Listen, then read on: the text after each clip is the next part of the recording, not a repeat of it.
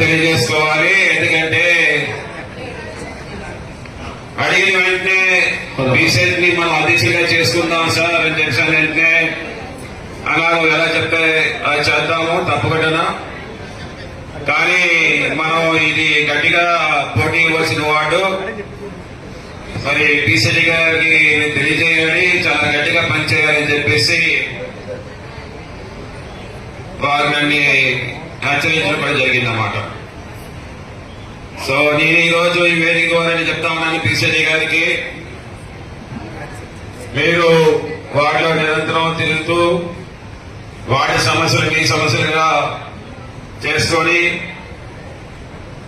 ప్రజలందరూ కూడా ముఖ్యంగా నాయకులు కార్యకర్తలందరినీ కూడా మీ కంటి రెప్పవలే కాపాడుకొని ముందుకు వెళ్ళాలి. నువ్వు ఎలాగో చేస్తూనే ఉన్నావు, అలాగనే ఎప్పుడు కూడా ప్రతి ఒక్క సహాయంలో కూడా నువ్వు ముందుంటావు. ఎప్పుడు కూడా ఇదే ముందు కొనసాగాలని చెప్పేసి అన్వాంటెడ్ ఎక్స్పెండిచర్స్ పెట్టే కదా ఎక్కడ కావాలి అనేది ఒకసారి ఆలోచన చేసుకుని బ్యాలెన్స్ చేసుకుని చేయాలి పనులన్నీ కూడా. అదే మిమ్మల్ని నేను కోరుకుంటా ఉన్నాను.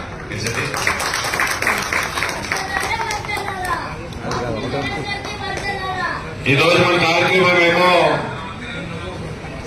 కార్యక్రమము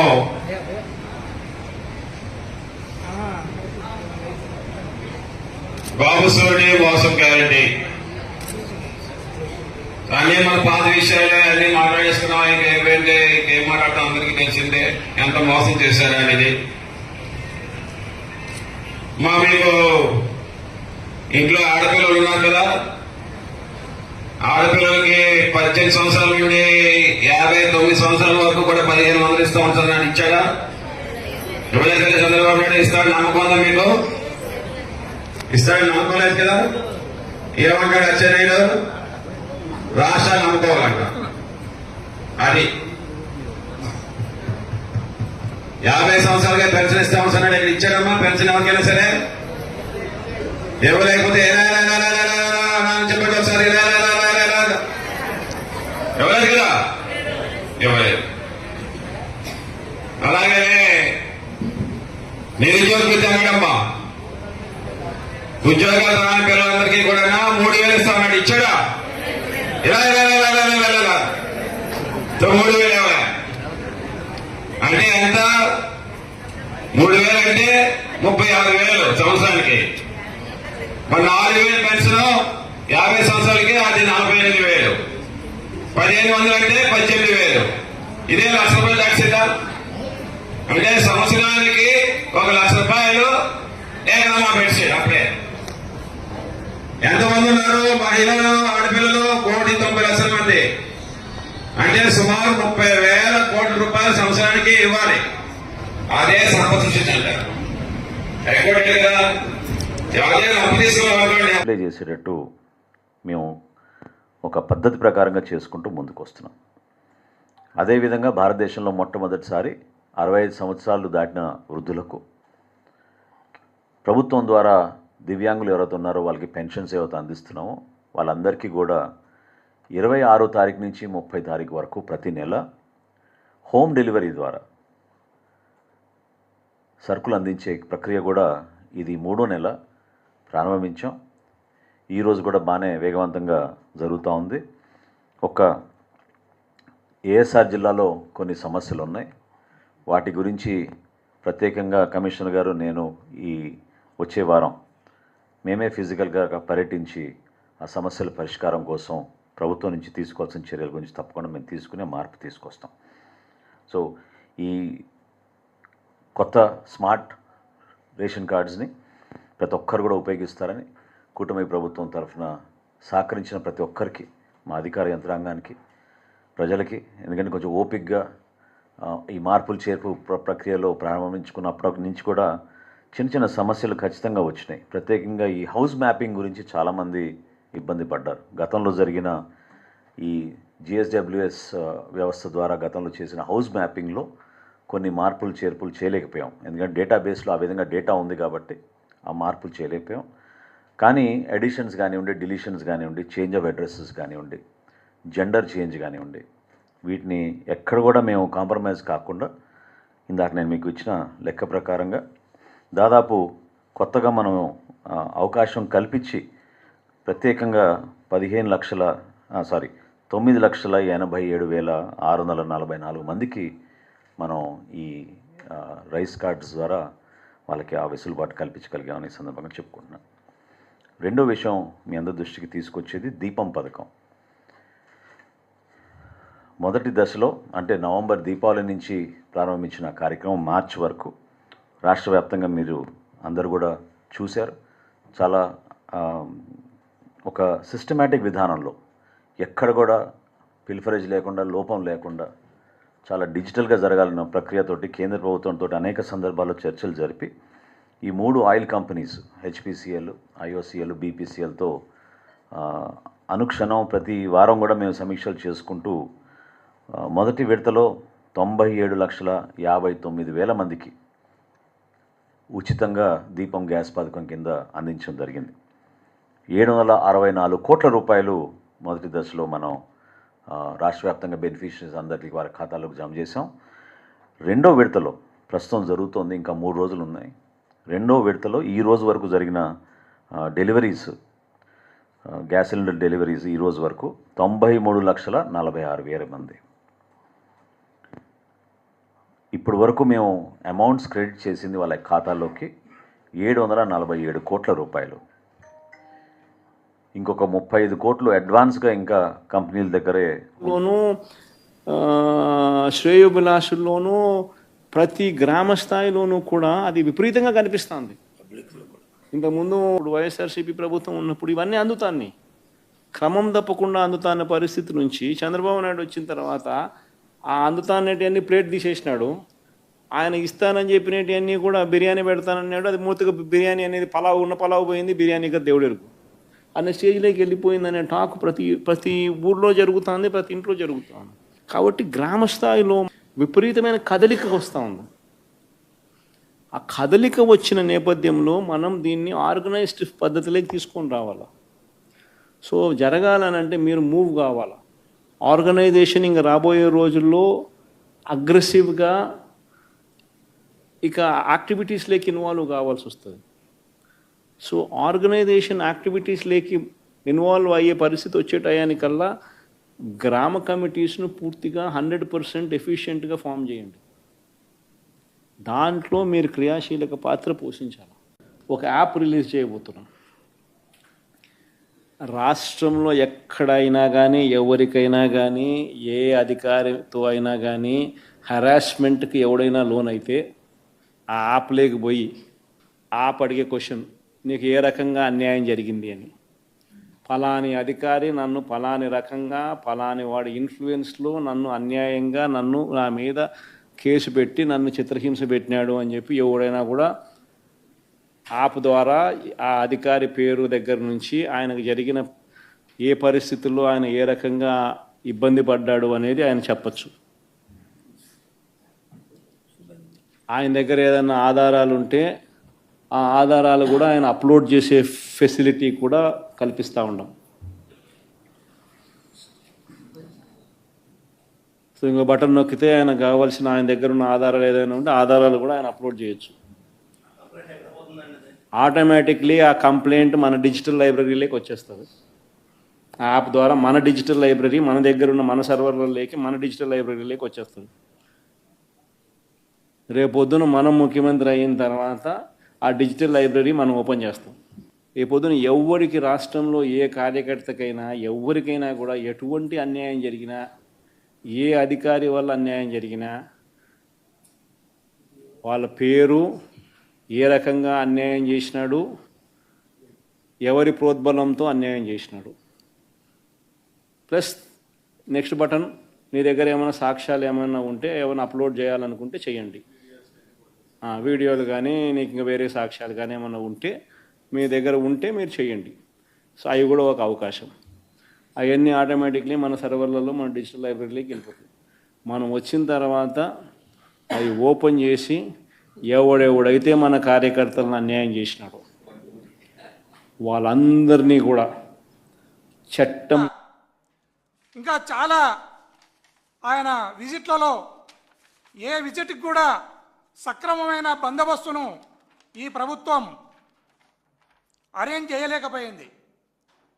గుంటూరు మిర్చియాడ్ తర్వాత రాప్తాడు నియోజకవర్గంలో పాపిరెడ్డిపల్లె అనే గ్రామానికి వస్తే అక్కడ ఆయన వచ్చినప్పుడు హెలికాప్టర్కు సరైన బందోబస్తు ఇవ్వక హెలికాప్టర్ రెక్కలు ఇరిగిపోతే దానిపైన కూడా మా కార్యకర్తలపైన మా లీడర్లపైన కేసులు కట్టడం జరిగింది.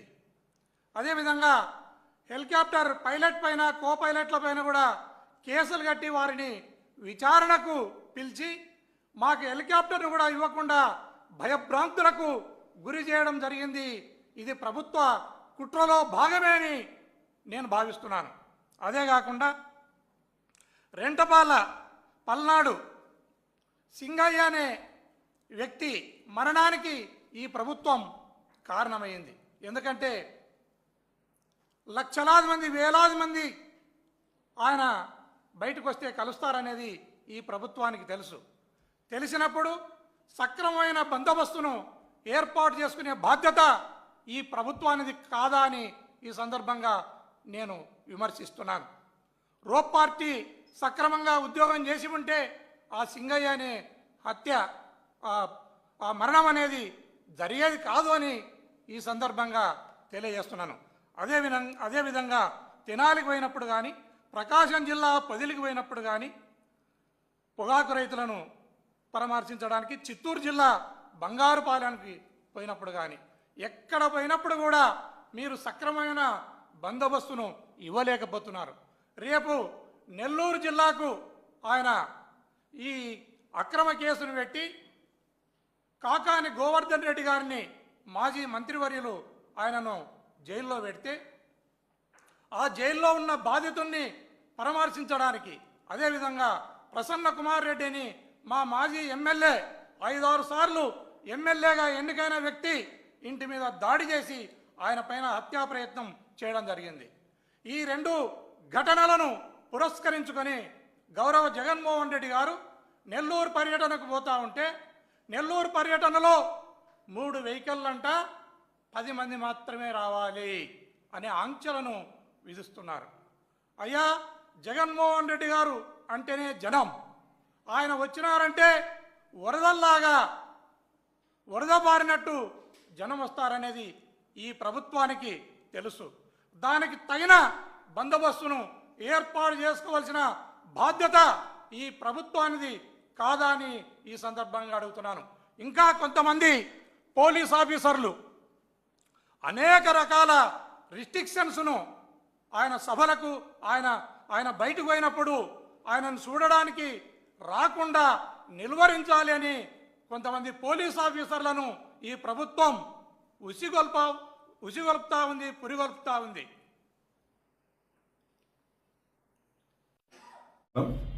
ఈరోజు మన కూటమి ప్రభుత్వం చాలా వరకు ప్రభుత్వ భూములను చాలా చీప్ రేట్స్లో ప్రతి ఒక్కరికి ఎస్పెషల్ లీజ్ ఇవ్వడం జరుగుతూ ఉంది.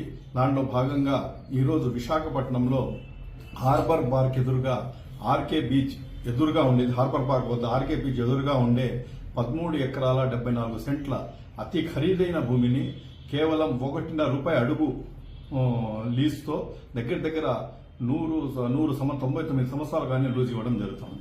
ఆ కండిషన్స్ కూడా ఏంటంటే 10 సంవత్సరాల వరకు కేవలం 10%, 10 సంవత్సరాల తర్వాత కేవలం 10% ఇంక్రీజ్. అంటే ఈరోజు ₹1.5 లీజ్ ఉండే అడుగు 10 సంవత్సరాల తర్వాత ₹1.65 ఉంటుంది.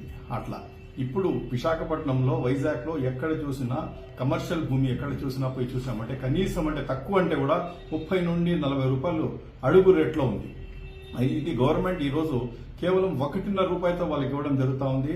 అది కూడా స్టార్టింగ్ కన్స్ట్రక్షన్ పీరియడ్ 3 ఇయర్స్ వరకు లీజ్ లేదు అని ఈ రకంగా చేస్తా ఉంది. ప్రజలకు అందరికీ దీని మీద చాలా వరకు అనుమానాలు ఉన్నాయి. అదేవిధంగా విజయవాడలో కూడా ఇంకో ఇన్సిడెంట్ కూడా జరిగింది. విజయవాడలో కూడా దగ్గర పాత బస్టాండ్ ఎదురుగా గవర్నర్పేట దగ్గర డిపోకు చెందిన 4 ఎకరాల 15 సెంట్ల భూమిని అది కూడా సేమ్ లూలు మాల్కి ఇవ్వడం జరుగుతోంది. ఈ భూమి ఖరీదు సుమారు కనీసం అంటే కూడా 600 కోట్ల రూపాయల వరకు దీని భూమి ఖరీదు ఉంది. ఇంత వాల్యుబుల్ భూమి దీని వచ్చిందని కేవలం 157 కోట్ల రూపాయల వాల్యూ చేసే ప్రాజెక్టు కూడా ఈ భూమి దారదత్తం చేస్తా ఉంది. ఇది కూడా చాలా చీప్ రేట్స్ ఇస్తా ఉంది. ప్రతి ఒక్కరికి దీని మీద అనుమానాలు ఉన్నాయి. ప్రతి ఒక్కరు కూడా దీని మీద అనుమానాలు పడుతూ ఉన్నారు. మేము వైఎస్ఆర్ పార్టీ తరఫున తీవ్రంగా దీన్ని ఖండిస్తున్నాం. నిజంగానే ప్రజలకు అందరికీ చాలా అనుమానాలు ఉన్నాయి. ఇదే విధంగా ఇప్పుడు ఆ పిల్లి పాలు తాగేటప్పుడు ఏం చేస్తుందంటే కళ్ళు మూసుకొని ఎవరు చూడలేదు అనుకుంటామని, కానీ ప్రజలందరూ వీళ్ళ ప్రతి దాన్ని కూడా గమనిస్తూ ఉన్నారు. ఖచ్చితంగా రాబోయే దినాల్లో కూడా ప్రజలకు వీళ్ళకి ఈరోజు వాళ్ళ బాధ్యత ఉంది. ఈరోజు ఎందుకు ఏదైనా మీరు ప్రభుత్వ భూమి వేరే వాళ్లకు లీజుకి ఇచ్చేటప్పుడు టెండర్ పిలవల్ల, పారదర్శకంగా చేయాలా, ఎవరైనా టెండర్స్ పిల్ చేసి ఎవరు అందరి దగ్గర టెండర్స్ బిడ్స్ తీసేసుకోవాలా, ఎవరు ఎక్కువ రేట్ ఇస్తే వాళ్ళకి ఇవాళ ప్రభుత్వ భూమి కానీ పప్పు బెల్లాల మాదిరి చీప్ రేట్స్ కు ఇష్టానుసారం మీరు సైలెంట్ గా ఇచ్చేసి ప్రజలకు మీరు చేసే ఈ చేష్టల వల్ల ప్రతి ఒక్కరికి అనుమానాలు తెస్తూ ఉన్నాయి. ఈ అనుమానాలు తీర్చే బాధ్యత మీకుంది. లేని పక్షంలో ఖచ్చితంగా మీరు ప్రజాగ్రహం ఫేస్ చేయక తప్పదని సందర్భంగా మనం చేసుకుంటాం. భూమి యొక్క విలువ పెంచుకోవాలంటే విశాఖపట్నం అభివృద్ధి చెందకూడదు అని ఉద్దేశంతో ఈరోజు ఏ విధంగా వ్యవహరిస్తున్నారో తెలుసు. ఈరోజు గతంలో 33,000 ఎకరాలు, సుమారు 40,000 ఎకరాలు ఉన్న అమరావతిని ఈరోజు ఇంకో 50,000 ఎకరాలు పూలింగ్ పేరుతో అక్కడ అదేవిధంగా ప్రజల ఆస్తిని, ప్రభుత్వ ఆస్తి అంటే ప్రజల ఆస్తిని, ప్రభుత్వ ఆస్తుల్ని, ప్రజల భూముల్ని ఈరోజు పప్పు బెల్లాల పంపకాలు చేస్తూ ముఖ్యంగా విశాఖపట్నానికి సంబంధించి వేలాది కోట్ల రూపాయల విలువైన భూముల్ని, ఉదాహరణకి ఈరోజు లూలు మాల్, మరి ఎందుకో తెలియదు ఈ లూలు మాల్ మీద అంత ప్రేమ. లూలు మాల్ అంటే అదొక హైపర్ మార్కెట్. లూలు మాల్ అంటే హైపర్ మార్కెట్. అలాంటి ఒక హైపర్ మార్కెట్కి సరే ఉపాధి కల్పిస్తారు. ఉపాధి ఎవరికి కల్పిస్తారు? లూలు మాల్లో సేల్స్ సంబంధించి మన ఏదైతే సూపర్ మార్కెట్లు ఉన్నారో అలాంటి ఉద్యోగాలే కల్పిస్తారు. అంతే కదా. లూలు మాల్కి సంబంధించి లక్షలాది జీతాలు వచ్చే జీతాలు ఇచ్చే ఉద్యోగాలు ఏమి లూలు మాల్లో కల్పించరు కదా. 10,000 15,000 రూపాయలు. ఎందుకంటే హైదరాబాద్లో లూలు మాల్లో చూసినా లేకపోతే ఇంకో చోట లూలు మాల్లో చూసినా మ్యాక్సిమం 15,000 20,000 శాలరీ పే స్కేల్ ఉండే ఉద్యోగాలు మాత్రమే కల్పిస్తారు. ఈరోజు అదే లూలు మాల్ మీరు 13.5 ఎకరాలని మీరు 99 సంవత్సరాలు లీజుకి ఇచ్చారు కదా. మరి అందరూ చెప్తుంది ఏంటంటే ఇంకా ఏదో నామినల్గా ఎంతో కొంత రూపాయో పాపాయో రాసుకోవాలి కాబట్టి రాసిచ్చారు. ఈరోజు అదే కనుక మీరు చెప్పారు, చంద్రబాబు నాయుడు గారు ముఖ్యమంత్రి అయిన తర్వాత ఒక మీటింగ్లో నాకు చాలా చేయాలనుకున్నాను, సంక్షేమ పథకాలన్నీ కూడా అమలు చేయాలనుకున్నాను, సూపర్ 6 సూపర్ 7 కూడా అన్ని సంవత్సరంలోపే చేయాలనుకున్నాను, కానీ ఖజానా ఖాళీ అని. అంటే ఖజానా ఖాళీ అవటానికి కారణం ఇక్కడ ఖజానాలో ఉన్న డబ్బులు సింగపూర్ తరలిపోతున్నాయా, లేకపోతే లూలు లాంటి సంస్థలకి ఈరోజు లూలుకు సంబంధించి ఆ ప్రాపర్టీ వాల్యూ సరే ఖజానా ఖాళీ అయిందన్నారు, అది ప్రభుత్వ ఆస్తి. మీరు ప్రభుత్వ ఆస్తిని ఆదాయ వనరుల కింద మార్చాలనుకుంటే మీరు సంపద సృష్టిస్తానన్నారు కదా. ఒక మాదిరి బిల్డర్ని అడిగినా చెప్తాడు, అది కనుక ఒక కమర్షియల్ ప్రాజెక్టుగా ప్రభుత్వమే పీపీపీ మోడల్లో మార్చితే ఏదైతే లూలు మాల్కి సంబంధించి 13.5 ఎకరాల భూమి అయితే ఉందో